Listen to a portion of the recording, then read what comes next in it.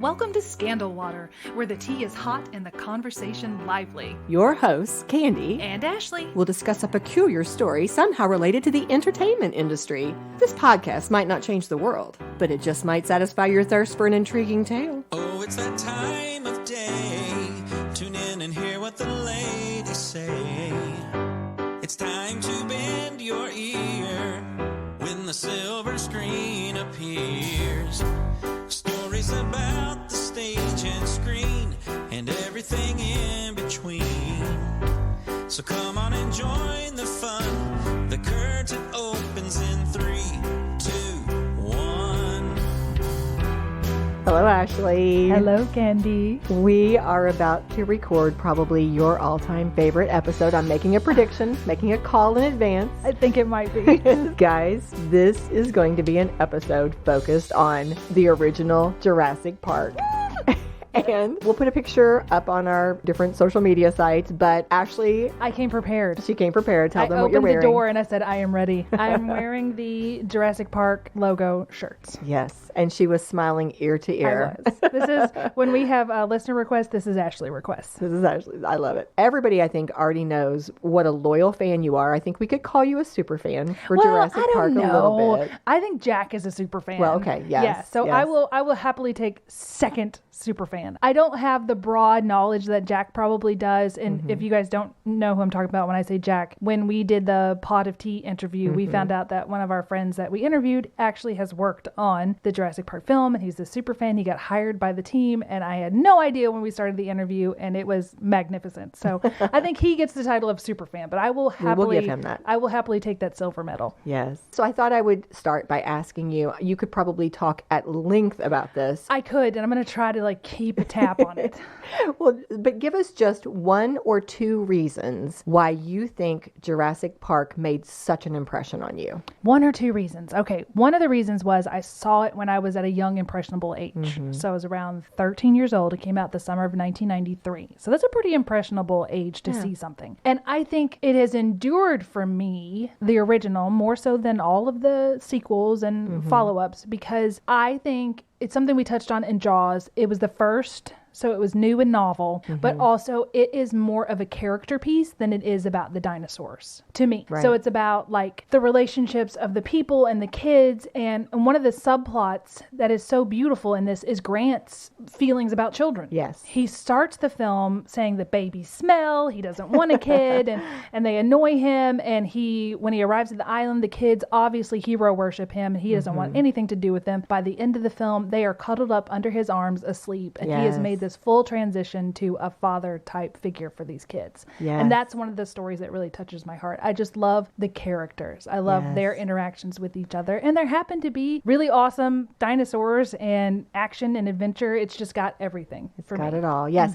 I love too how, his girlfriend in the movie, who was an amazing professional and expert in her own right. She was a beautifully developed character. But I love how she enjoys watching Grant's transformation with the children. Yes, that's a cute little addition. Because it'd be good for you. It'd be good for you. Yeah. I love that. Yeah. Well, I remember seeing it. It was a very enjoyable experience for me. I was very impressed with it. I don't think it's made the impact on my life that it has on some other people, including yours. But when it came out, I do recall I'd already read the book, which I love. Yeah. Thought it was such a unique premise. It was just so innovative, so new, so different. Couldn't wait for the movie, which I do recall was very hyped. I mean, everybody, I think, was waiting for that movie to come out. And so then many things stood out to me. But yes, the special effects and the dinosaurs. I mean, you left that movie, in addition to the beautiful story, you were talking about the dinosaurs and the special effects. I recall that. I do not remember being hyped to see it. I think it was just something like, let's go see this movie. I had not read the book. I didn't actually read the book till I was around, 20, in my 20s. Oh, gosh. Yeah. Way later. Way later. Yeah. And it was way different. I actually do prefer the film over the book, but Ian Malcolm was a major character in that. I remember just there was passages and passages and passages of Ian Malcolm talking, and the next person would say, yep. And then Ian Malcolm would talk and talk and talk, and they go, what do you mean? And Ian Malcolm would talk and talk. So that's what I remember from the book. book and also being really grossed out. Oh, yeah. Like Dennis Nedry's death, I had to put the book down. There's some graphic stuff in there. It made my stomach turn like, oh, icky. Yeah. Well, it's obviously a movie that made an impact on a very broad scale. In fact, I saw mentioned in a 2020 Good Housekeeping article where they had listed the top 30 sci-fi movies of all time. They phrased it as, here are the top 30 movies that everyone should see at some point in their lifetime. Well, obviously Jurassic Park was one of those.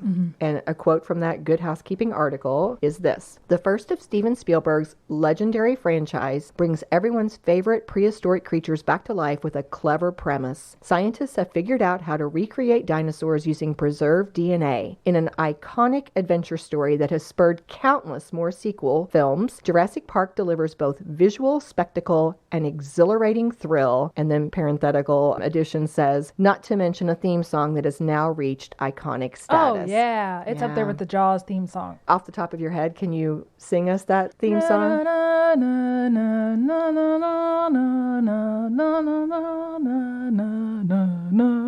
Nice. It's funny because when I read that quote, I could not call it back up. Really? I had to go and I looked it up on YouTube, and it gave me chills. Oh, yeah. Like as soon as I heard it, it was like, oh yeah. And I have a CD of my favorite songs, and it's on there.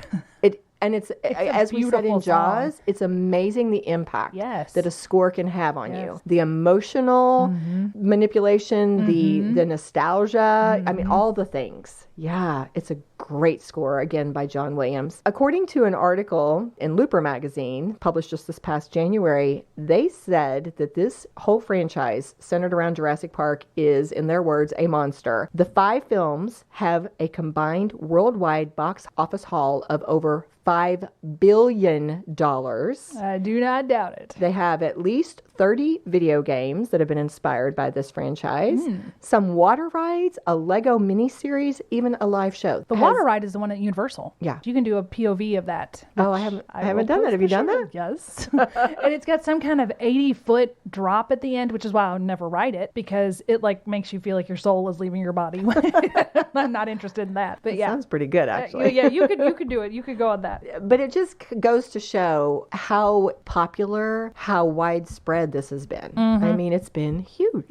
So if there's anyone out there who's never seen the 1993 original Jurassic Park film, here is the summary from IMDb. On a remote island, a wealthy entrepreneur secretly creates a theme park featuring live dinosaurs drawn from prehistoric DNA. Before opening the attraction to the public, he invites a top paleontologist, a paleobotanist, a mathematician/theorist, and his 2 eager grandchildren to experience the park and help calm anxious investors. However, their park visit is anything but tranquil as the park's security system breaks down, the prehistoric creatures break out, and the excitement builds to surprising results. There's no surprise. They're going to get eaten. That's not a surprise. They foreshadowed that again and again. Again and again.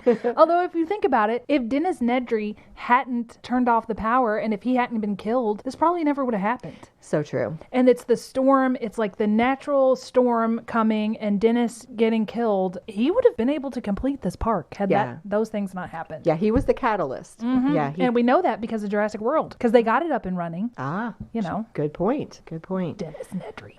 And that is so funny that you said that, because we were watching it again. We did our rewatch last night as well. My husband was like, "Oh, this was around the same time that Seinfeld was popular," and we were like, "Newman," and you saw some parallels. I think. You did. I think they did kind of call on his character as Newman on Seinfeld in order to, I don't know, some nods or something there. Well, here's a little background about the movie. Way back before it was actually produced, Steven Spielberg and the author Michael Crichton were actually working on something else together. They were in the early stages of developing this movie based on Michael Crichton's time working in an emergency room. He was a physician. And so while they were talking about this other project, he happens to mention to the director, of E.T. about his upcoming book, Jurassic Park. Well, Steven Spielberg was very interested. They ended up scrapping the other film, but it eventually, actually not that long later, turned into the medical drama ER that played played on NBC for something like 15 years. Forever. Yeah, long time. But in the meantime, Universal went on to buy the rights to Michael Crichton's Jurassic Park novel for $2 million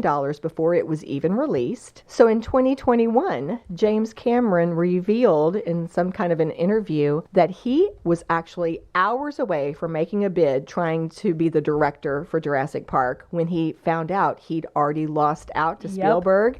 And he had a quote, which I thought was very nice. It says, "It was the very best thing that could have happened because I would have made it like Aliens. I would have made it an R-rated, scare the crap out of you movie." And he says, actually, he addressed this to Steven Spielberg, "and you made it just scary enough." Oh, that's perfect. I actually have a quote about a couple of those things that you just talked about. It's from the book Jurassic Park, The Ultimate Visual History, which Jack recommended and I purchased. And here's the quote from James Cameron. It says, so they sent out the scripts to all the places. He says, "I didn't read it Friday night." He got it Friday night. He says, "I started reading it Saturday. I got to the scene where the Tyrannosaurus licks the windshield with the kids inside. I said, I've got to make this movie."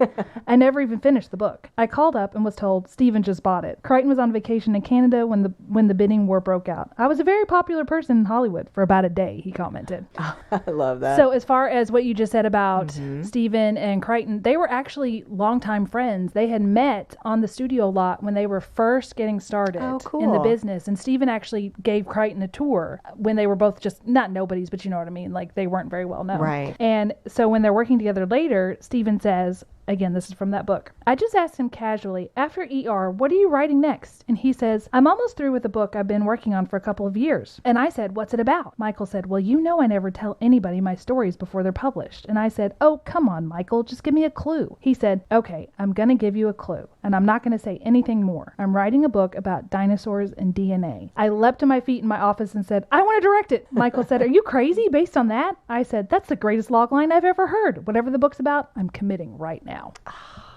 Yep. This book's got some great stuff. It does have some great stuff. So another thing that I will quickly summarize is Crichton told him, he's like, "Look, I love you, but we got to put our business hats on." He says, "I have to make the most money I can out of this. So I'm going to release it." But he told him, "If you are close to the highest bid, if you're just underneath it, I'm going to give it to you because I want you to direct it." Nice. But truthfully, they ended up being the highest bid. And Steven says he didn't have to do me any favors. We actually won it fair and square. Oh, that's good. Yeah, that would make me feel better. Well, something interesting. After winning the bid to do this film, Steven Spielberg was actually under an incredible amount of pressure because he wanted to make Schindler's List. But the studio thought that it was a huge risk. So the president of MCA/Universal would only let Steven Spielberg do Schindler's List if he made Jurassic Park first because they were kind of hedging their bets there. They wanted to make sure that it was going to be safe. This ended up being so stressful on Steven Spielberg. He was literally sometimes flying back and forth from one set to another. And I mean, it was just crazy, but it ended up being the very best thing that could have happened to this man. Here is a quote from Steven Spielberg. "When I finally started shooting in Poland, I had to go home about 2 or 3 times a week and get on a very crude satellite feed to Northern California to be able to approve T-Rex shots. And it built a tremendous amount of resentment and anger that I had to do this, that I had to actually go from the emotional weight of Schindler's List to dinosaurs chasing jeeps. And all I could express was how angry that made me at the time. I was grateful later in June, though, but until then it was a burden." So it was a challenge for him. We're going to come back later and talk about how well this paid off for this director. I think what he's experiencing right then is the gravity of film versus the entertainment of film. Right. You know, you want to do something that means something. You want to put something out into the world that means something. And you can't find something that means any more than Schindler's List. I mean, this is just a film that needed to be made. It has deep weight and meaning and nuance. And yet here you're like, oh, Jurassic Park is just this fun little frolic. But it can be good too. Like we talked about the family unit. It has stuff about the characters, the fear, and there is something to be said for the popcorn entertainment too, to take you away from the gravity of life. Yeah, I agree with you. I think that Steven Spielberg was very emotionally connected to the Schindler's List project. And I mean, he understood the incredible significance and importance of that film. And so I can see why he would have that resentment. But I admire that despite feeling that this other film was so much more important in its message and in what it was conveying to the world, he still put so much into Jurassic Park, and he broke ground. He did things that had never been done before and managed to just do amazing things with 2 films at the same time. Right. Unbelievable. Yeah. Yeah, unbelievable. Well, I thought that we would kind of take this organizational approach. I'm like, how are we going to attack this huge, huge movie? And I thought, well, let's talk about 2 or 3 of the reasons, of the many reasons, why this was such an amazing and important film. And so, of course, we could, I'm sure, talk for a week, but we'll just kind of pick and choose 2 or 3 of the most significant ideas that kind of spoke to me as I was researching. Okay. All right. So one of the huge things behind Jurassic Park, as we've already alluded, was the fact that it actually had science behind it. It had this great book that Michael Crichton had written, and he did research. He incorporated real scientific things into this book, which made it more real and more impressive. And then Steven Spielberg ends up doing the same thing as he makes the film. He again tries to make it as authentic as he can. Here's a quote from that same article in Looper magazine that I've already referenced. While undoubtedly taking outrageous liberties for artistic effect, there is some serious science hiding behind, or at least inspiring, the movies. Genetic engineering, gene splicing, DNA editing, and cloning are all thriving disciplines in the 21st century. Right. De-extinction efforts to bring back long-dead species is something actually being pursued, and corporate ownership of genetic information, or biobanking, is a genuine bioethical controversy. Now, those are different issues that came up not just in the first movie, but in the whole franchise. But these are scientific things that are real in our world, and Michael Crichton pulled on that. It says in this, again, the Ultimate Visual History, it says that he started it as a screenplay, but he switched it to a novel because the screenplay was too fantastic an event to be kept secret. He was originally making it a secret thing. It says, instead, he decided to turn the basic premise into a novel, a story about humankind's foolhardy attempt to toy with genetics and DNA, playing God by bringing extinct species of dinosaurs back to life. Yes. Well, again, they gave so much credit to Michael Crichton. Well, it wouldn't have been produced, first of all, but it also wouldn't have had the strength if it had not had the source material that came directly from Michael Crichton in his research. And they said that his reputation, Michael Crichton had already produced several important books that had been turned into movies. Off the top of my head, Coma, I remember, was one of those. Okay. And did you know that he actually paid his tuition fees to Harvard Medical by writing novels? Oh, how cool is that? Yeah, instead of going out and getting a 9-to-5 job, he just wrote novels. And he actually tried his hand at directing, which I did not know that he was a director. He directed Westworld with Yul Brynner. Well, cool. How impressive is that you can be in medical school at Harvard and then writing novels to pay your way? He seemed to be just this machine of just what genius. A smart guy and creative guy. Well, if you're going to Harvard Medical, you're a smart guy. Yeah. Well, speaking of being smart, he had been inspired by scientists who were digging into the past in search of clues about life on Earth before the rise of humans. And one of the first clues that came across his radar was from this study published back in 1982 by an entomologist named George, his name is Poinar, I'm going to say Poinar Jr., and some of the colleagues that he was working with. Well, these researchers had examined a fossil fly, not a mosquito, but a fossil fly found in amber thought to be 40 million years old. And it was suggested that the amber had preserved all the intracellular structures in this, quote, extreme form of mummification. And so one of these colleagues had suggested, we might be able to extract DNA from this specimen, which would give scientists the DNA of an ancient creature for the very first time. And this is what Michael Crichton heard about. And he sends, within, I can't remember how many years it was, but not too long after, a few years later, he sends a Hollywood film crew to visit this guy's lab because he wants to know more about it. And I say, just because you could doesn't mean you should. Me and Ian Malcolm were like, don't mess with that. So a quote from this Dr. Poinar, he says, Michael Crichton contacted us separately and flew out, and we talked to him. Very nice, tall person. He's very tall, like 6'9". He said, and then that was it. The next thing we knew, the book was out, and then the movie was out. Now, this science science historian named Elizabeth Jones, who was writing a book about the DNA angle and Jurassic Park, kind of connecting those things. She actually noticed that in one edition of Michael Crichton's book, in the acknowledgement section, he gave a shout out to this Dr. Pointer. Oh, cool. But in another edition, they gave a shout out to a different guy named Charles Pellegrino. Now, he was a writer who had published a story in 1985 called Dinosaur Capsule, and it was in a fiction magazine, Omni. And this story also explored the possibility of bringing dinosaurs back to life by mining fossilized DNA. So her quote was, "There's a lot of controversy between Pointer and Pellegrino about who has priority to the Jurassic Park idea." But again, Michael Crichton pulling this directly from these other people's work and their ideas. Do you want to hear some quotes about? Yes, please. So again, from this book, it says, this is him talking about trying to come up with the idea for it as far as the fictionalized part. He said, quote, "There's only a certain amount of things you can do with a dinosaur. They're very large, which limits their action." He struggled at first to find the right context for the story. They're difficult to hide, and their creation would be so terrific you couldn't believe anybody would be able to keep it a secret. So there was a real problem for me trying to find a motor to run the story. Then I began to ask who would make dinosaurs, because after all, it would be frightfully expensive. All I could conclude is that you could make it a tourist attraction because everyone would want to see it. So I told you he directed Westworld, and it says he resisted placing the story in the theme park because he'd already done that in Westworld. Right. But he couldn't find any other credible way to do it, so he decided to. He says the first draft of the novel was written primarily from the perspective of a young boy, present when prehistoric creatures escaped from the park. So he sends that to a bunch of his friends, and they all hated it. Then he's like, okay, so they hate it. He changes it and gives the book a different main character, Dr. Alan Grant. Yes. And then everybody liked it. So I find that love fascinating that they didn't like it from the perspective of a child. I don't know, maybe it wasn't scary enough or intellectual enough because you had to take that innocent view. Maybe it didn't allow you to get into enough of the science and the adult perspective things, you know? Maybe. And he said that they're all based, even loosely, on real people, all the characters. You could not have given me a better segue. Excellent. Because the very next part of what I was going to discuss was that the character of Alan Grant was at least partly based on a real life man named Jack Horner.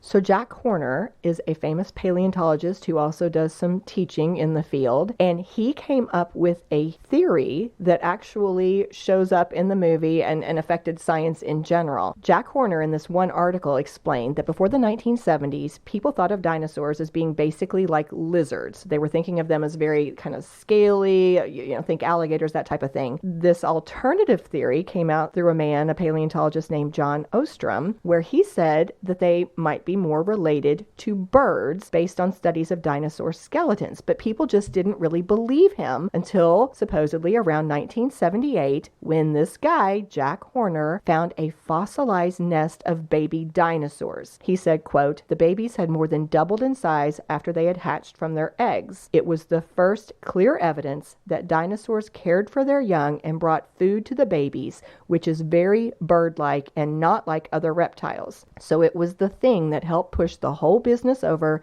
and people started realizing that dinosaurs really had given rise to birds." So this Montana site that Jack Horner found with these baby dinosaur eggs was the first ever found in the Western Hemisphere and the first dinosaur embryos found anywhere in the world. He said that this was a paradigm shift for him and everybody else. He said, "Our preconceived ideas are hard to move. I had, as a little kid, played with my good reptilian dinosaurs in the backyard. The idea of them being bird-like? We think of birds as being not as mean and nasty. They're just birds. To think of my dinosaurs as being chickens, it was hard for me to get past that." But then he talks a lot about how people underestimate how bird-like dinosaurs were. As we saw in the movie, it could be terrifying. He says, this is again another quote from Jack Horner, "A mammal, a lion or a tiger or whatever, will bite the neck of its prey and kill it, stand back and wait until it dies. A raptorial bird knocks its prey down and just stands on it and eats it. Yep. They don't bother to see if it's dead or not. Most birds eat their prey alive." Oh, yeah. One thing I have on here, I did not write down the quote, but Jack Horner was actually a consult on the film. Yes, he was. And he pressed for there to be feathers on the birds, and Steven Spielberg was like, no, we're not doing that. They did add some things, but as you said, they did not put the feathers on there anymore because they didn't feel like it would be scary enough. Right, that so was that his was one reason. of the artistic license decisions that they made. But here's what I had in my notes. Artistic license is mainly responsible for the omission of feathers. At the time, feathered dinosaurs just did not seem scary. And to piggyback on what you said, not only was Jack Horner an advisor to Steven Spielberg on the film Jurassic Park, this original 1993 film, but they also brought in Dr. Robert Baker, one of the world's most famous paleontologists. So they had two advisors that they were paying to consult here. That's one thing I want to bring up right now, and maybe you're going to talk about this, but I am so impressed by the extensive planning that went into this film. Like, I do films with stuff that just exists. So we're in a living room. Okay, the film is in a living room. We're just going to take what's here. But they had to create entire worlds. They had to create these dinosaurs. They had to create everything about it. Right. And it took years to even create it.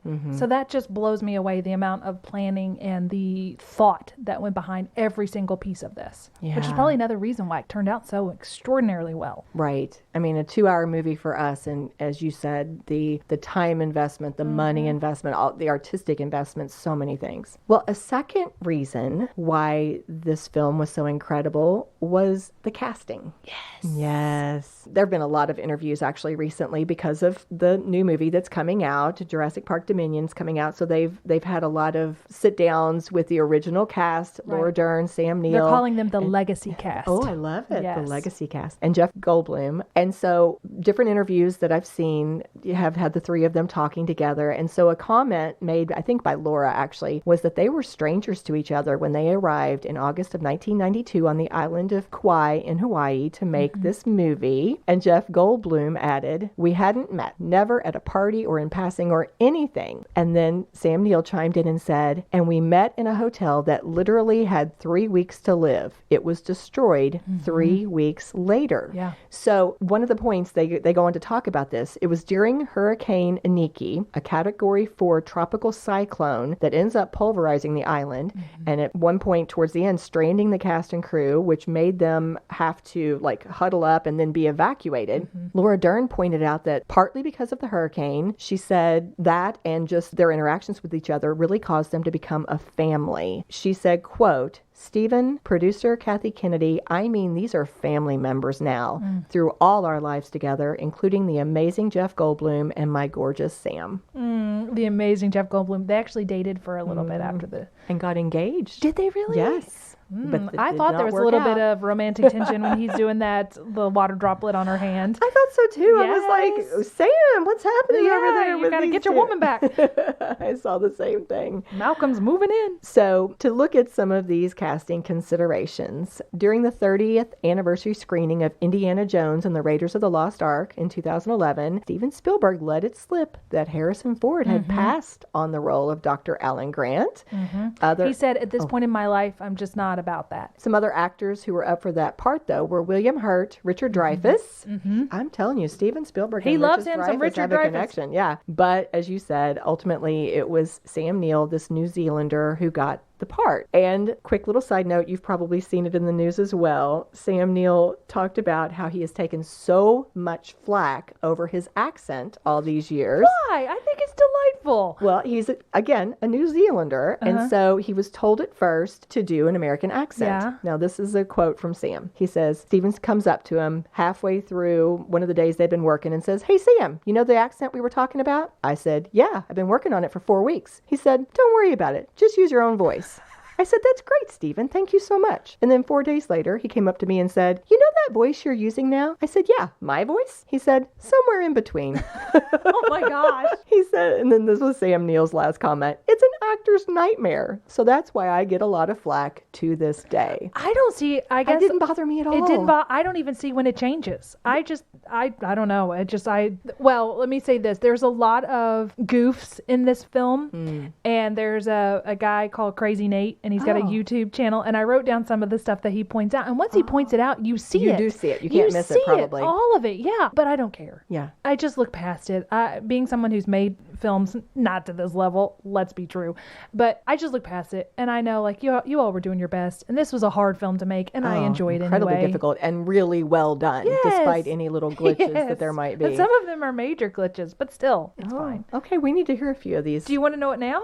Let's hear a couple. Okay, a couple of them now. A major one is when they go through the gate and he says, what do you got in there, King Kong? If you look at the tall shot, you can see the end of the gate. Oh. You can see where... It just stops? It just stops. And also on the gate with the 10,000 volts, he's like, why didn't they just go around? Because if you do a wide shot, you can see where it just ends. Another funny one, this is one you really cannot not see now, is in the kitchen. When the raptor first comes through that door, if you notice, there is a man who puts his hand on the raptor because it starts to tilt forward. A hand comes into the doorway and pushes down on the back of the raptor to stabilize it, and it just moves on. Oh, that is so funny. That's very funny. Okay, you're right, but I've never seen those. Now I'm going to have to go back and look. Oh, one other thing. Dennis was watching Jaws on his computer. I did see that in one of the little trivia pieces. Yes. I loved it. The last little trivia I'll give you is the one that everybody knows. If you watch it, you know this. The cliff versus no cliff. You know, when the T-Rex crosses through the paddock, she walked straight out into the main road, right? Yes. But then when Grant goes with Lex, they almost fall backwards because now there's this giant cliff. And you see the goat even. Yes. Now there's a cliff and they have to scale down the cliff. And that one actually got pointed out to Steven Spielberg while they're making it. And they said, don't you think the audience is going to go, there's no cliff now, cliff? And his answer was, there's a dinosaur right there. They're not going to care about the cliff. I'm surprised with his attention to detail and how meticulous he Maybe is. at that point he's like, you know what?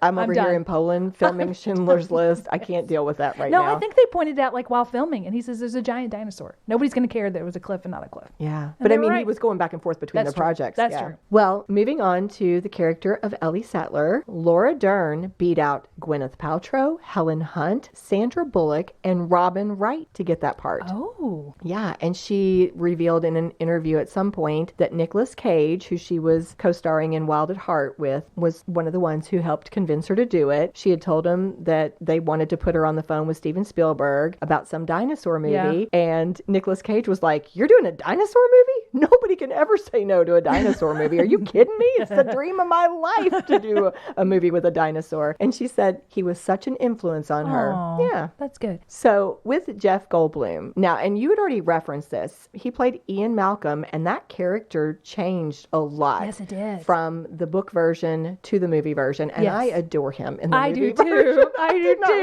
remember how much I loved him until I Yes. did my rewatch. And one of the things I read in this book, and I didn't write down the page or the quote, but his character was originally going to be absorbed into Alan Grant. Mm-hmm. But once they interviewed him, and he said, well, geez, I really hope you don't do that. But they talked to him, and they loved his unique speech pattern. They loved what he brought to it. And so the person rewriting for like the third time the screenplay, once he started picturing Jeff, he said Ian Malcolm just came alive. And so he wrote for Jeff Goldblum. I love that. Yeah, I had seen the same thing about considering absorbing him into Dr. Grant, but I had not heard about the rewrite and writing for Jeff Goldblum. That's amazing. He definitely added so much humor and personality. Yes. Well, here are a few things about Jeff Goldblum and his character. So first of all, he beat out Jim Carrey for that role. I heard that. Yeah, they said that Jim had a terrific audition, but was actually the casting director, told Entertainment Weekly, I think pretty quickly we all love the idea of Jeff. So he must have just stolen the show. Yeah. To add one other thought about how the character changed from the book to the movie, he actually dies in the book. So apparently I'm going to make the inference that they loved him so much they decided he needed to live, and so they could use him again in some of the sequels. I think that they just love the character because in The Lost World, Malcolm's alive in that book. So is he alive because they kept him alive in the movie, or is he alive because he was such a popular character in the book?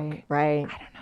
Yeah. Well, I do know I saw at one point that they pushed Michael Crichton to make the sequel because this was so popular that the success with Jurassic Park in the movie caused him to push Lost World. So he obviously had all of these things that he could consider as he was writing it. Yeah. Well, I think the most famous scene of Ian Malcolm You're going to say the shirt, aren't you? is the shirt. Or lack of shirt. Lack of shirt. I mean, all kinds of memes about this, but we're all picturing it, right? Yes.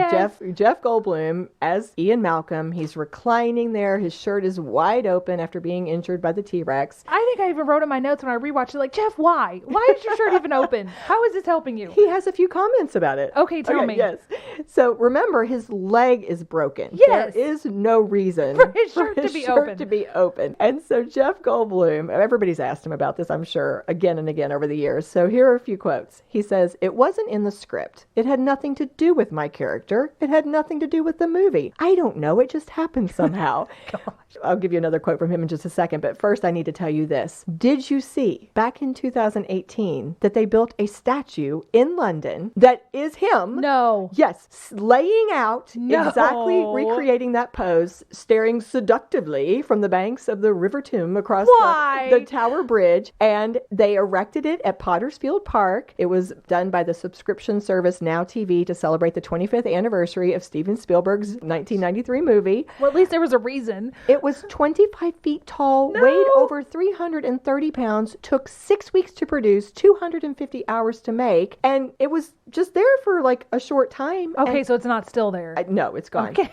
So again, why so popular? Here's another thought from Jeff. It's supposed to be Costa Rica, right? So things are hot, and I'm sure I'm in some sort of fever. Oh my so gosh. all the logic is that we got to get some of these wet clothes off immediately. Gosh. As I remember, I don't think anybody fought me on that. Jeff. Oh, Jeff. Yes. Okay, so we're going to put that photo of that statue. Have you seen the meme on where our they Facebook mix up where Dr. Grant is listening to the Triceratops breathing and they put it over top of him listening to Jeff Goldblum's heart? Well, if I can find that, I'll put that up too.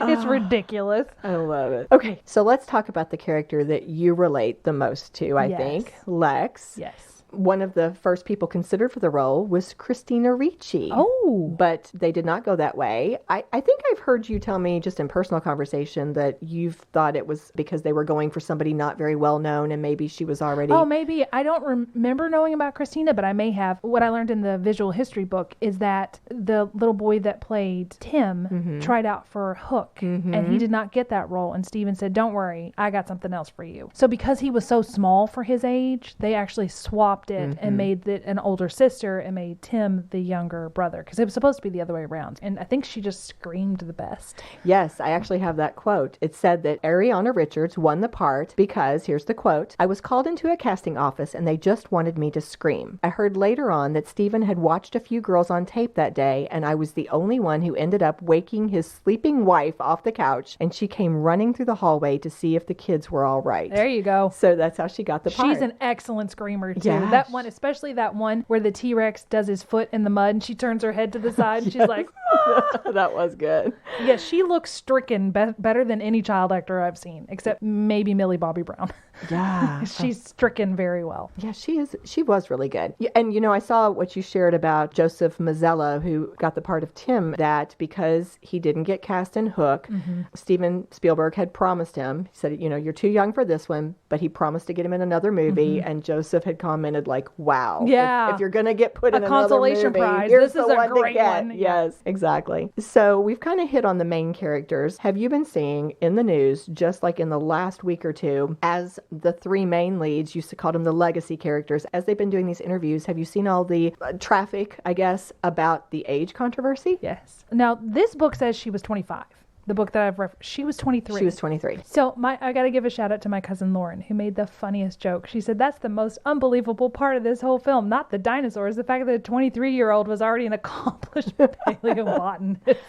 Right? Like, how did she get through college with and a do PhD? With a PhD. Yes. That's the most unbelievable element. Yes. I mean, this has been as I was doing my research, it was article after article, quote after quote about this controversy, because Laura Dern, as you just said, was only 23. Sam Neill was, depending on the source, they said 42, 43. So there's a 20-year age gap. And of course, they're shown to be in love. Right. They're a couple. They're supposed to be colleagues. Like, they have been working together. And so Sam Neill was the one who said that it came across his radar about this gap. And this is something that more recently came to his attention. He said that he opened a magazine and there was an article called Old Geezers and Gals. Oh, no. And it showed people like Harrison Ford and Sean Connery acting with much younger people, and he said, quote, "And there I was on the list. I thought, come on, it can't be true." Laura Dern, she jumped in and said it felt completely appropriate at the time to fall in love with Sam Neill. Who didn't fall in love with Sam Neill? And she said,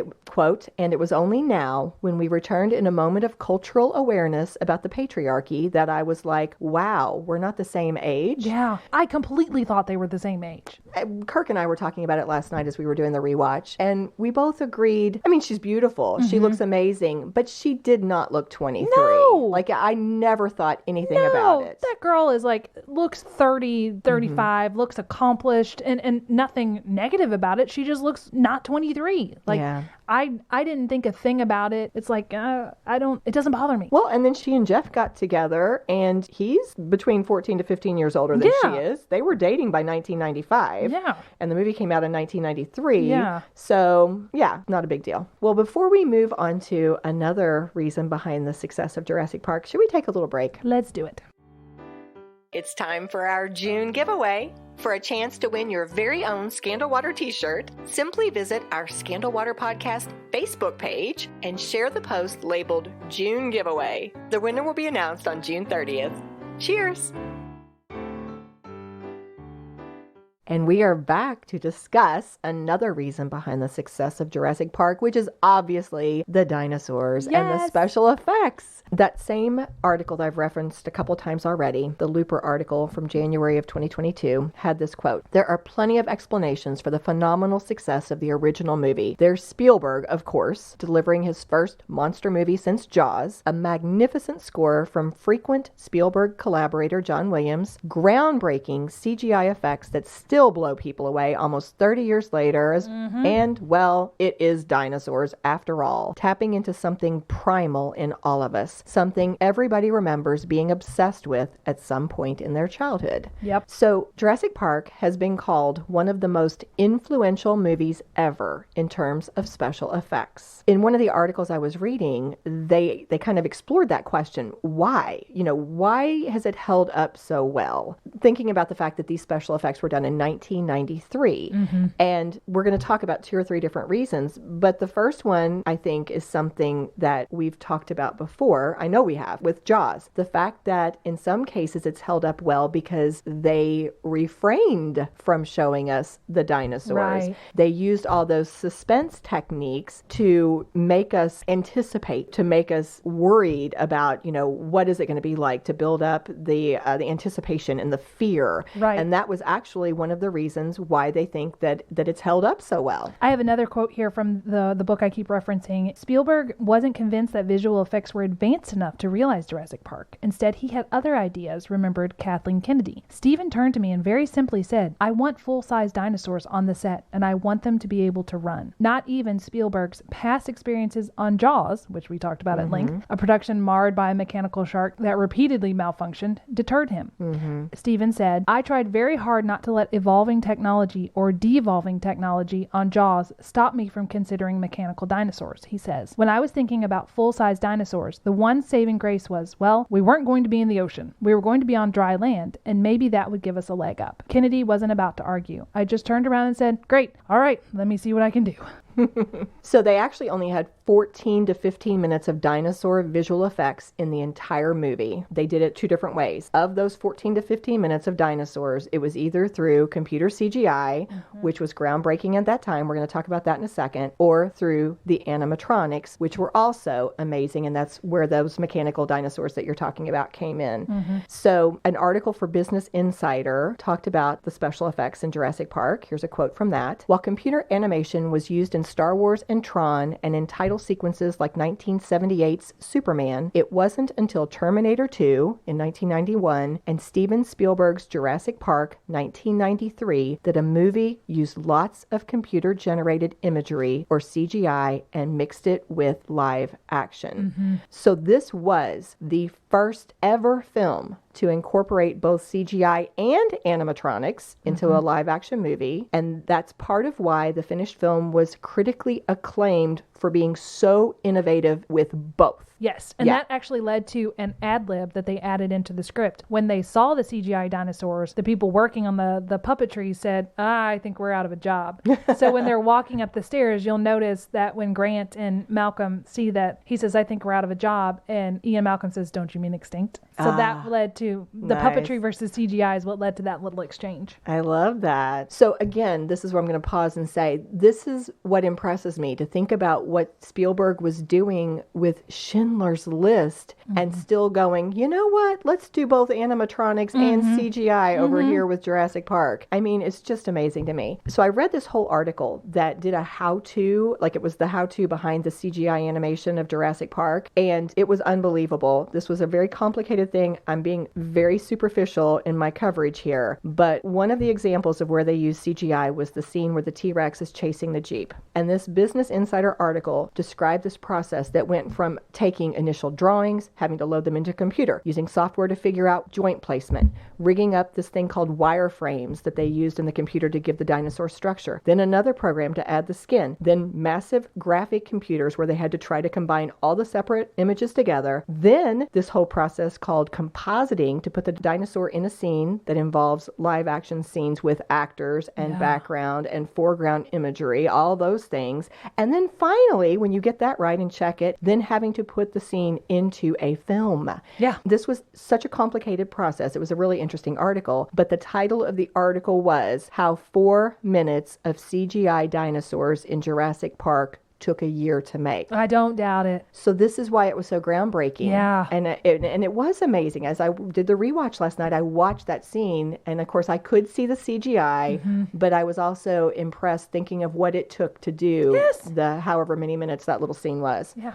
But they talked about how challenging it was for the actors. I know we've all heard about this, but just to think about it again, when you're in a CGI scene and pretending to see something that's not there, you know, that's incredibly challenging. And then in the moment, they didn't have the dinosaurs roar. So they said that Steven Spielberg would be, you know, standing there yelling through his bullhorn, trying to like give them sounds and different things. But in the meantime, sound design actually, I think, won an Oscar. But the sound design team had to come up with the sound of the T-Rex's roar, which to come up with that roar, the sound design team ended up mixing together a dog, penguin, tiger snarl, alligator's gurgle, and a baby elephant squeal. Yes, I had a quote about that from the book, and they said they were trying to give them personalities. So in the book, it said that it was actually an elephant, alligator growl, the lion and tiger roar, and the baby elephant. So he went to a zoo, and he's recording, and this baby elephant lets out this scream, and he only did it twice, and he never made another peep. Wow. So you want to get more samples if you can, but that's all he got from this baby elephant. But that they wanted the T-Rex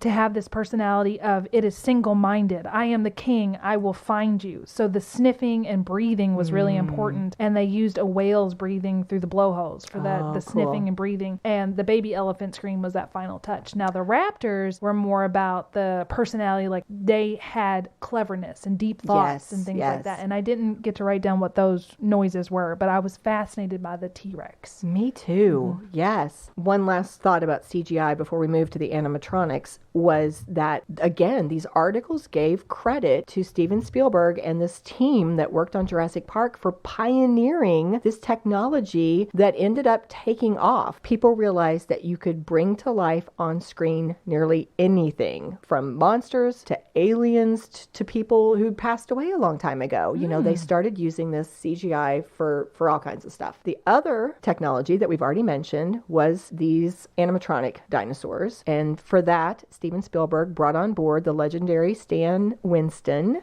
He had seen Winston's work on James Cameron's 1986 film Aliens because Stan Winston had helped to create that queen alien. But Stan ends up saying in one interview, there was just no comparison in the difficulty level of building that alien queen and building a full-size dinosaur.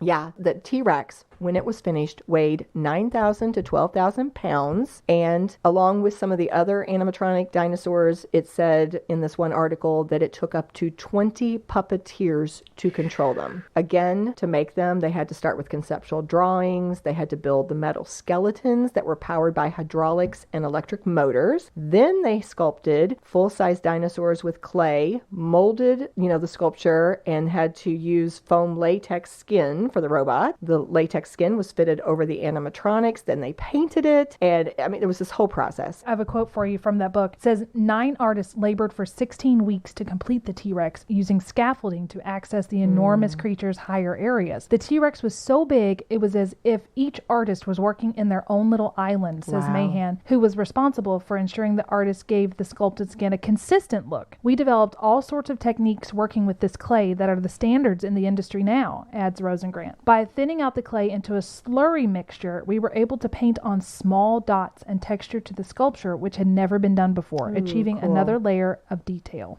Amazing what these people did. Back to what your point about the size of it, it said some dinosaurs, including the T-Rex, were so big and heavy that they were a safety hazard, and everybody had to be warned if it was about to move. Yeah. But the T-Rex malfunctioned. Of course it did, with water. Right? Yes, He said, at least we're not going to be in the ocean. And then he put him in a rainstorm. And they put him in a rainstorm. And it would cause the T-Rex, get the water getting in its parts. I can't even, Candy. I cannot Can even. you imagine? No, I can and I cannot. If that thing was shuddering, they said it would absorb. It was like this sponge, and it started shuddering and moving on its own. I would be like, I'm done. I'll be in my trailer. I'd be like that little guy from Jaws. I'm not coming out. You're just standing there, and this massive T-Rex starts to shudder and shake. No, thank you. Yeah. They had to blow dry and use hand towels to finally dry it out and stop the shaking. Yes, and sometimes when he would hit the car, his teeth would fall out, so they'd have to put his teeth back in.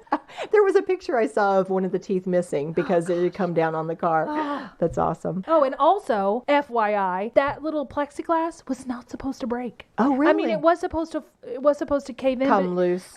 But if you'll notice, there's one part where it shatters because the head was so heavy and it hit it. Sincere fear from me. I can imagine. I'm positive it was probably stunt doubles in there, but if it was really the kids, I'd be whoever like, was in there. Whoever was in there, I'd be like, I am quitting. I quit this industry. Thank you. I do not trust your however many ton dinosaur. Yes, because they said if the thing clamped shut, it would crush someone. They had to make sure that the teeth would not clamp shut. The jaws had to have some kind of safety measure where they wouldn't clamp shut. That's crazy. Well, for the T-Rex, they not only had to have the full-scale dinosaur, but they had another one just of the T-Rex head so that they could pull in for like those really close-up shots. So it's craziness. Now, going back to that point we made, only 14 or 15 minutes of dinosaurs in this 2-hour movie. I think that's okay. I think that's really okay. And me too. I am over the moon excited about the next iteration, but I'm a little worried that it's going to become more about dinosaurs and action, and it's going to be less character development, which is what made this first one so endearing to me. Sam Neill agrees with you because in one of his quotes, he talked about the fact that I think you don't actually see the T-Rex until something like 45 minutes into the film, and you don't even see the T-Rex first, you hear it. Yes. And he talked about how audiences today don't have the same patience. No, they don't. And that the more recent movies have to start immediately with action and with some of these scenes where anticipation and suspense and tension usually was so what they'll much do a part is of they Jurassic kind of Park, did that the in original. this too. They started with an attack. The raptor attacks that one fella, and then we start with the story. But now they have a serious attack. They have a whole action sequence, and then we take it back and start with our characters and things like that. One last quote came from one of my sources. It says, "You hear the T-Rex first." And the article says, as Alfred Hitchcock said, there is no terror in the bang, only in the anticipation of it. And so he references Spielberg and says, Spielberg often spoke of the craft of suspense, where he preached the power of anticipation over shock. Spielberg knew he could either get a few seconds of a shocking big T-Rex reveal or several minutes of the anticipation of what is to come by introducing the threat with teasing sounds and subtle environmental changes. All of these reasons and more are why fans always say that no other dinosaurs in movie history look and sound as real as they do in Jurassic Park. Yes. So I feel like this is going to be a power episode, Ashley. We have a lot to say. Supersonic size. Yeah. I'll touch on this last one very quickly. A fourth reason behind the wonder of Jurassic Park are the Steven Spielberg touches. We've already said some of them, but he just does some of his own things that just make something special. So one of the things we've already mentioned is that he did deviate purposefully from the novel for effect. He knew what would play well to this broader audience, this audience of people who wanted to sit in a theater and have that entertainment right in front of them. And so he made some decisions. And one of those was that he changed, we've already said, Ian Malcolm's character, but he also changed John Hammond. Yes, I'm so glad he did. I'm so glad he did. Yeah, in the book, Hammond was cold-blooded. He was awful. He was terrible. He was all about making money. He cut corners in his park. I mean, he didn't care really about his grandkids or anybody. It was terrible. So in the movie version of Jurassic Park, they mentioned this person, the author of this article, called Spielberg someone who really cared about humanism. And so they made the comment that they felt like John Hammond was changed to put him more in line with Spielberg's signature humanism. And so according to a biography written by Joseph McBride, he said that the director, Steven Spielberg, deeply identified with Hammond's showmanship. He thought that Spielberg had the scriptwriter change Hammond to be much warmer, much friendlier, so that he would be closer to Steven Spielberg's own outlook and temperament.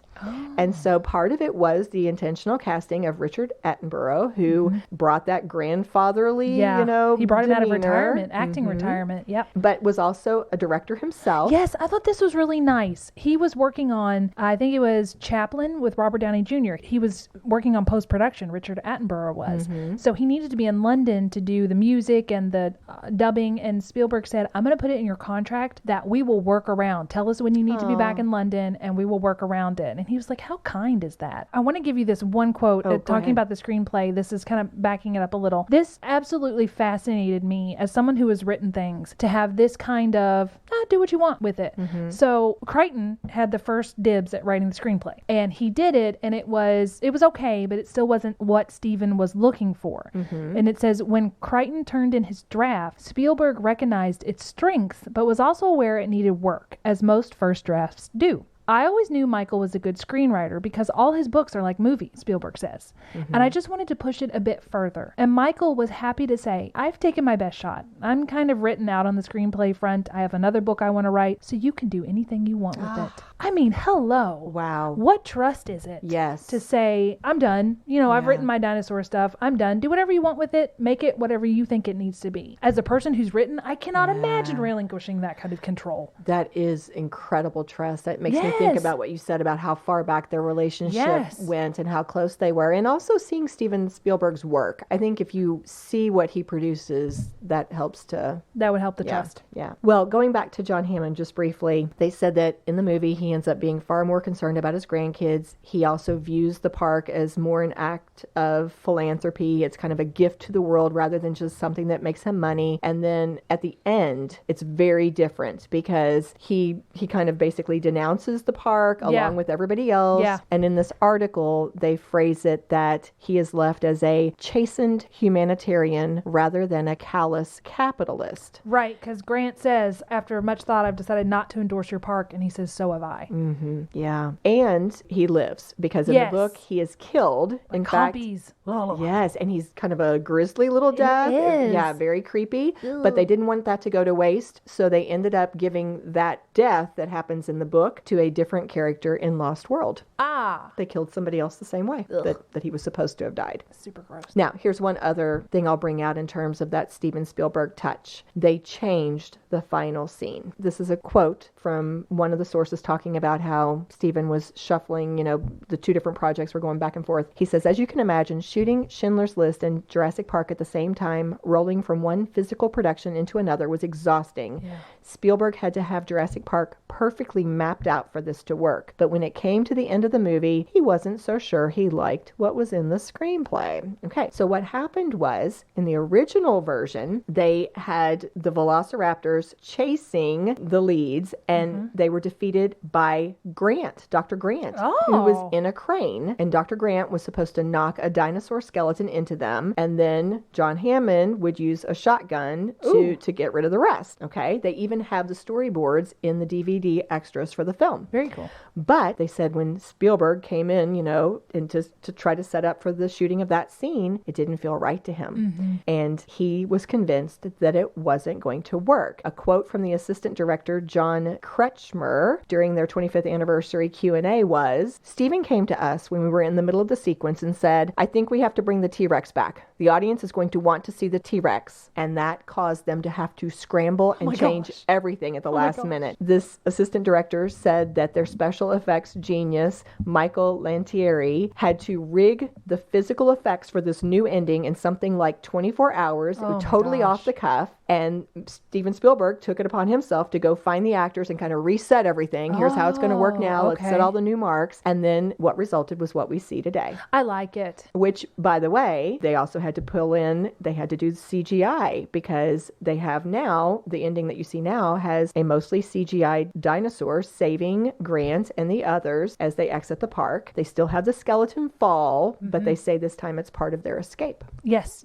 And that's another thing from Crazy Nate. He says if you look, the raptor actually disappears for like a millisecond because the CGI just didn't render or something. So it's like a little blank area. And I always thought that it was kind of a tribute to Bringing Up Baby. When they come out and if anybody's seen the old film with Cary Grant and Katharine Hepburn, there's this giant, I think it was I don't even remember what dinosaur it was, so I'm not going to guess, but there's this giant dinosaur skeleton and Katharine Hepburn's character causes it to just fall apart, kind of like it does in Jurassic Park. Awesome. Well, we've kind of wrapped up the 4 points that I wanted to bring up in terms of some reasons or some factors behind the incredible success and the incredible performance that was Jurassic Park. But just one quick little side note. Did you hear about the gift that Steven Spielberg gave to the leads at the end of... No, I didn't. He gave them full-size Velociraptor models that he signed. What? Yeah. Where would you put that? Well, if you're Jeff Goldblum... Oh, gosh. Quote from him, I built a whole wing onto my house just to house it. Imagine, if you will, an open space. I got some marble. Well, it's faux painted. There's a light that shines on it, like Raiders of the Lost Ark. That's what it's like. And so the person interviewing him asked if it was still in his home today, and he responded, it better be. Oh my gosh. Yeah, this was a more I can imagine him creating some kind of jungle atmosphere and painting like all the motif and putting it up that way. That sounds like something he would do. Yeah, amazing. All right, so the impact. We'll do this kind of quickly. We've already talked about the impact on CGI and technology, but let's talk about how the films were received. So both Jurassic Park and Schindler's List hit theaters less than 6 months apart in 1993. Jurassic Park came out in June, and its release put it in line to make, of course, the big bucks for the summer box office, and it did. It earned more than $404 million in the U.S., grossed nearly $1.1 billion worldwide, and remains among the 50 top grossing movies ever. It's awesome. It won 3 Academy Awards, the 3 for which it was nominated: Best Sound Editing, Best Sound Mixing, and Best Visual Effects. But because Steven Spielberg had doubled up on the 2 films, his Schindler's List, which premiered in late November and December of 1993 and then continued into 1994, it put it in line for it to also be up for the same awards that same year. Okay. And so, again, he was up for the 1994 Academy Awards, and that movie earned 12 nominations and won in 7 categories. Wow. Everything from John Williams for the original score, Best Adapted Screenplay, several technical categories, and it was the Best Picture for Steven Spielberg and his first ever Oscar for Best Director. I'm imagining that he is very, very glad he won for that one. Yeah. They said that Jurassic Park led to an immediate increase in interest in both dinosaurs and the field of paleontology as a career.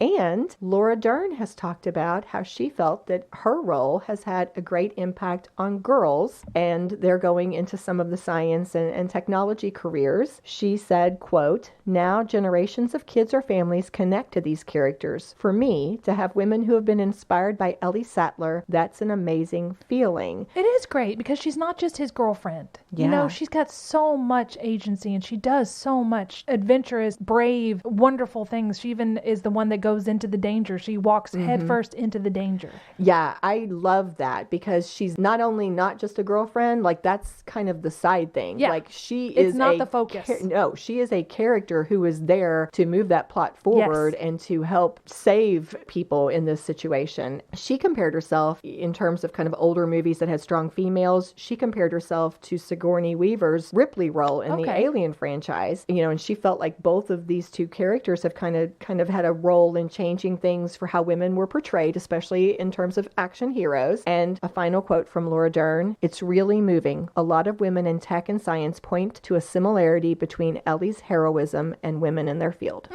Yeah. Okay, well, so you were actually the person, Ashley, who pointed out to me how the trilogy's laid out, because I will tell you that I'm just the person who's like, oh, hey, a new Jurassic Park movie, I'm going to go see it. And I kind of see them as their separate, isolated films. But you shared with me that no, actually, we kind of had a trilogy of the original Jurassic Park movies, which of course I've now looked up and I see how they're all connected. And then we have a trilogy of the more recent Jurassic World movies. As we've said, after Jurassic Park was so popular, Crichton was being pressured to create a new movie. He published the novel Lost World in 1995, and 2 years later, Spielberg had turned it into the movie The Lost World Jurassic Park, which was, in the phrasing of this one author, an incredibly loose adaptation very loose. of Crichton's book, because they changed it up all over the place. Jeff Goldblum returned to play Malcolm, and here is the summary. 4 years after the total catastrophe in Jurassic Park, the now humbled entrepreneur John Hammond wants to study the progress of the prehistoric living relics that roam free on the secluded island of Isla Sorna, Engine's Dino Engineering Site B.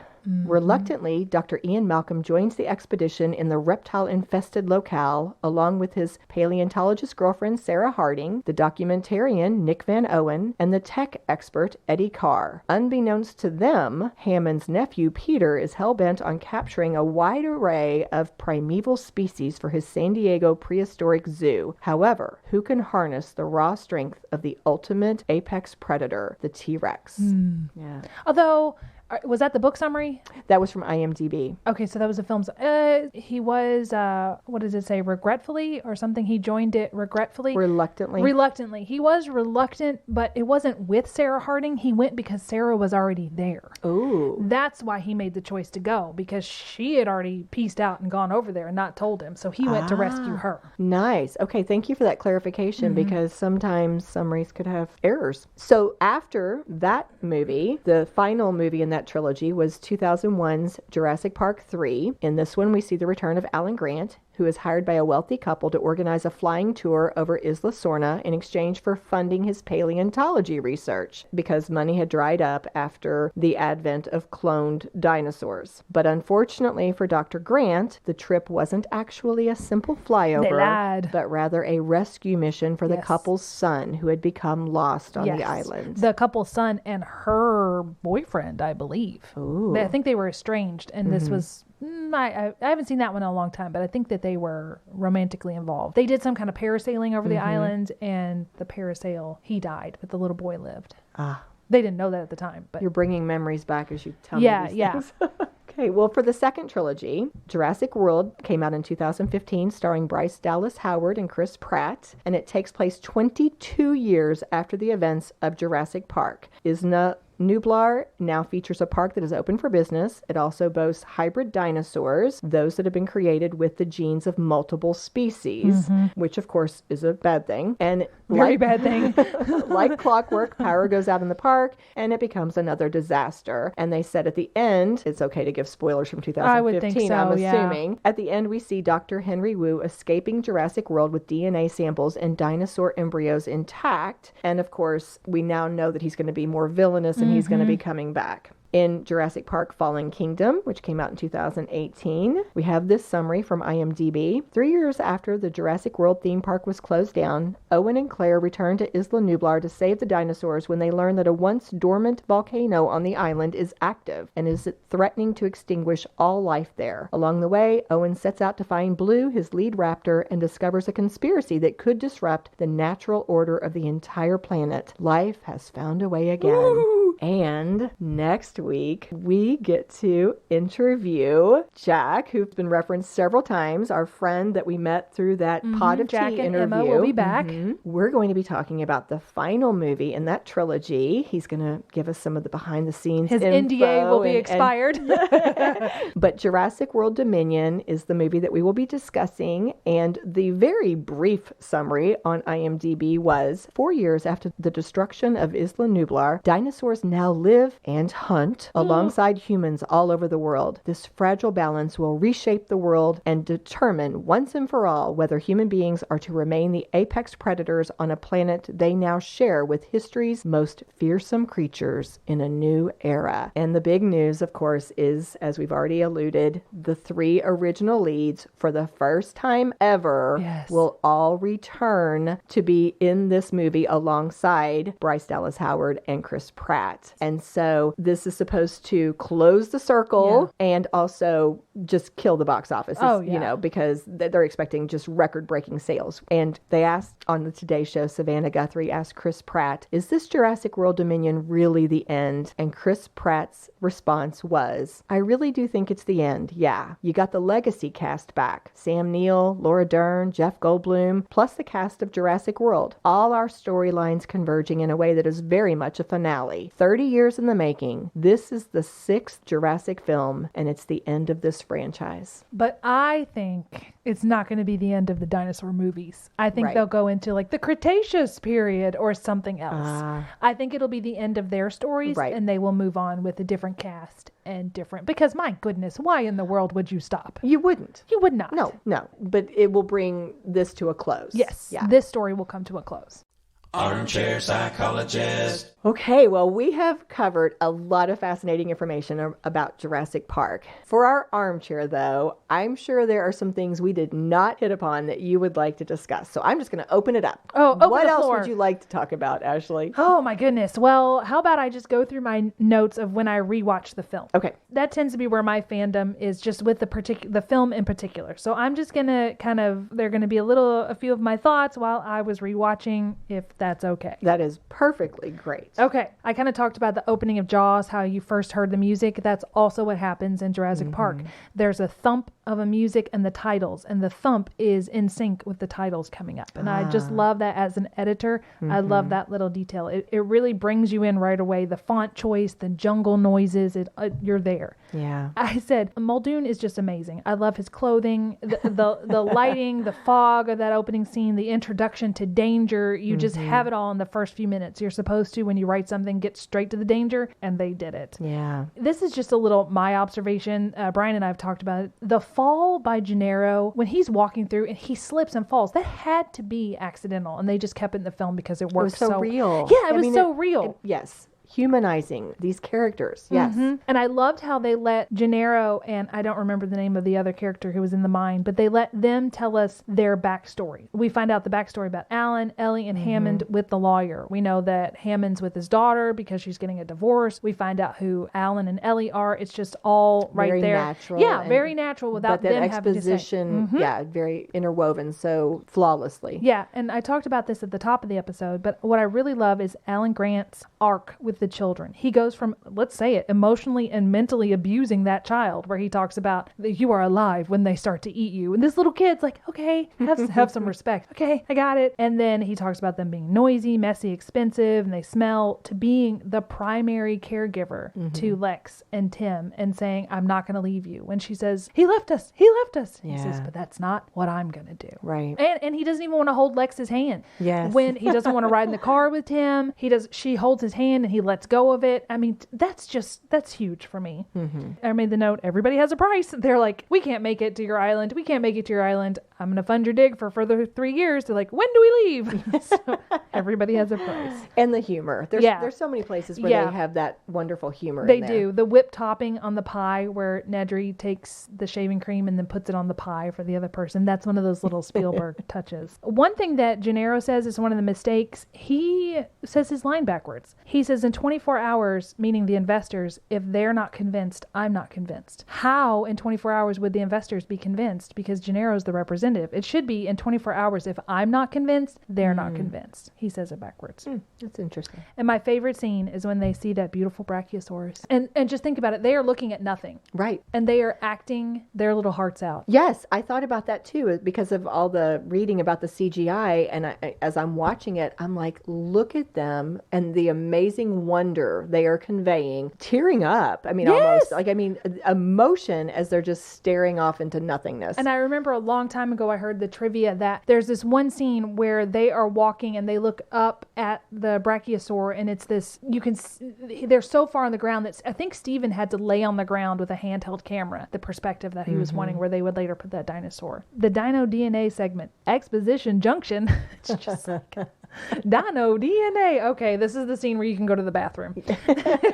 And I like it when Hammond says that the animal's imprint, if you notice, Grant points to himself. When yes, the little I did see that. Being I born, totally he's saw like, that. look at me, imprint on me. But he doesn't know it's a raptor yet. Again, why did they breed raptors? Why did they breed the T-Rex? And he's like, you bred raptors? Yeah, why? Why not just make it an island of herbivores? That's an excellent question. But you know what? Let's go back for just a second. When you talked about the little show that as they were going through Dino the theme DNA. park and they did the whole Dino DNA, I literally kind of stepped out of my viewership and analyzed that for just a second. How clever is that Steven Spielberg and his team realized we've got to get the science in here. The audience does need to know this. Yeah. Super complicated in Michael Crichton's novel. How are we going to make this friendly and accessible for kids, for adults, for these people who have no science background, and also do it super quickly? I thought it was so smart the way that they did that because they made it fun, but you figured it out. Yep. Yeah. Okay, another thing, approaching the T-Rex paddock.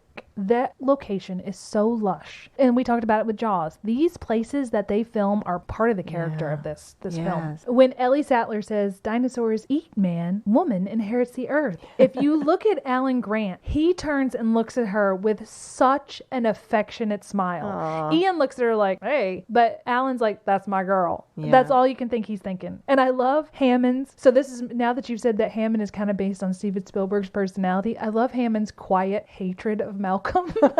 So I'm wondering, I wonder who Steven hated, because he's like, I really hate that man. And they just don't get along the whole time. Oh, here's another one. Never in the history of movies has anyone ever stayed here when asked to do so. You know, when they come up to the Triceratops, Grant goes, stay here. And you automatically know. They're not going to stay here. Never in the history of movies has anyone ever stayed. They're like, don't come, you stay here, stay safe. No, we won't have a movie if they stay here.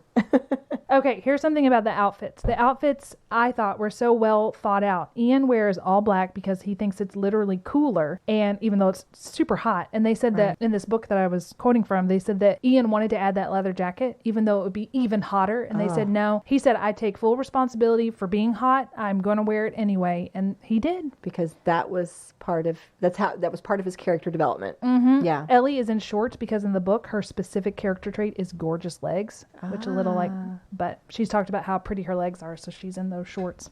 Here's something I like about Malcolm, his heroics. He's the first one to say, are the kids okay? Because kids get scared. And then later, Jeff Goldblum, actually wanted to add in the part where he gets the flare. He was supposed to just run and just abandon everybody, kind of like Gennaro did. But he said, no, I want to be heroic. So he takes the flare and leads the T-Rex away. And also, when they're in the Jeep with that CGI Tyrannosaurus that you were talking about earlier, when the Tyrannosaurus lunges at them, he actually throws his arm over Ellie and puts himself in front of her. I had not noticed these things. I mean, I had noticed, I just didn't register. Yeah, I like that because he comes across as being a little swagger. Yes, he's got swagger. He's a little flippant, but down deep, he's got those noble characteristics. Yes. He was also smart because he was the character over and over again who kept foreshadowing and predicting what was going to happen. Boy, do I hate being right all the time. Yes. He says that. Yeah. The water in the cup, we didn't mention that, but that was the hardest shot. You know, the vibrations, and they got it from a guitar string. I like how they put the kids in danger. Well, I don't like that the kids are in danger, but for the aspect of vulnerability, the kids are the ones in danger first. They're the first ones that get attacked by the T-Rex. So that makes you really, really want to root for them. You root for the humans instead of the T-Rex because the kids, they're always after those poor kids, even in the kitchen. The kids are the ones being attacked. And it also brings out, if you're a little older, if you're, unless you're a child, it brings out some of those maternal or paternal instincts that you have as an audience member. You want to protect children, and that's also probably, again, why we see that coming out so quickly with Alan Grant. Yes, even with Alan Grant, I have on here that when they're in the tree, he allows them to snuggle him. And as a callback to the way he used to feel about kids, he pulls out that raptor claw out of his pocket that he used with that first kid. Even though why in the world would it be in his pocket? Right. But he pulls it out and he throws it away. Yeah, kind of symbolic. Like symbolically throwing it away. Another symbolic thing is we hear Hammond say over and over, spared no expense, spared no expense. And it's always like this grand thing. But in the conversation with the ice cream, his last spared no expense is it has a deeper meaning. Yeah. It's about the ice cream, but it's not about the ice cream. I think he's starting to see, I'm really wrong here. And I'm so sad Muldoon dies. Look, I drew a little teardrop. Oh. I said that Lex's freaked out face is my inner spirit. When she's holding that Jell-O and shaking like, go girl, I know. Sam Jackson was supposed to film a death scene, but he had to leave, I think. So that's why they only had his arm. Do you know that I did not recall that Samuel L. Jackson was in that movie? No When kidding. I was doing the rewatch last night, Kirk and I were like, wait a minute. Yeah. And that was one of his very first Yes, it ever was. breakout films. That was awesome. I think he went from that to like Pulp Fiction or something, didn't he? I don't know if recall. it may have been, but it was a big jump. Poor little Tim and his sticky up hair. How cute was he? How vulnerable was little Tim with his little the human piece of toast? And I have the kids in the kitchen, put the most vulnerable people in danger, and notice that they turned off the kitchen light. So Lex has learned her lesson. She immediately turned out the light. I was like, we're not doing that again. And her running with her arms outstretched like this, I was like, girl, I am with you. I am with you. So relatable. I'm going to try to find this for the show notes, but there's this little cartoon about the ending to Jurassic Park, and it cracks me up now every time I see the film. The scene where Lex has finally got her moment of heroism. She set up that she's a hacker. She's going to save the day, and Tim is beside her. Alan and Ellie are trying to close the door, but Ellie can't reach the gun. And in the little cartoon, Ellie goes, if only there was someone who was not doing anything. And you see Tim over there by the door. He's not doing anything. Tim clearly could have run and gotten the gun and handed it to Ellie, but he didn't. So every time I see that scene, I think, think about it. If only there was someone who was not doing anything. In writing, you're supposed to put your character in a tree and throw rocks at them, as we both know. They are literally faced with nowhere else to go. In the very end, they are in that tree, the rocks are, and then Rexy comes in and saves the day. Full circle, Grant and the kids in the helicopter, the subplot of his feelings about the children. Yeah. That's the last note. Such a satisfying film. Yeah, I love it. Gosh, I love it. I just love everything about it. You can definitely see why it was such a blockbuster. Yeah. All right. Well, I think it's pretty obvious who we need to cheers for this. Mr. Spielberg again? Should we? And maybe Michael Crichton as well, because it came from him and his research. Yeah, let's cheers. Let's cheers Michael Crichton, because it started in his brain. Steven, who brought it to us, and Rexy, who saved the day. Cheers. Cheers. This episode of Scandal Water was executive produced by Candy Thomas, that's me, and Ashley Raymer Brown. That's me. It was researched and written by Candy Thomas and edited by Ashley Raymer Brown. All music was written, composed, performed, and mixed by Josh Martin. The artwork was designed by Matt C. Adams, while our website was developed by Joshua Reith. If you like what you hear and you want to help keep the Scandal Water brewing, please go to our website, scandalwaterpodcast.com. Just click on your podcatcher of choice, then hit follow to subscribe. And while you're there, you might as well leave us a 5-star rating and review. And don't forget, it's always more fun when you share your tea with others. As a reminder, this podcast is purely for entertainment purposes. The thoughts and opinions of the host during each episode of Scandal Water are their own and do not reflect the opinions of any future guests, advertisers, or clearly professional psychologists. Thanks for listening.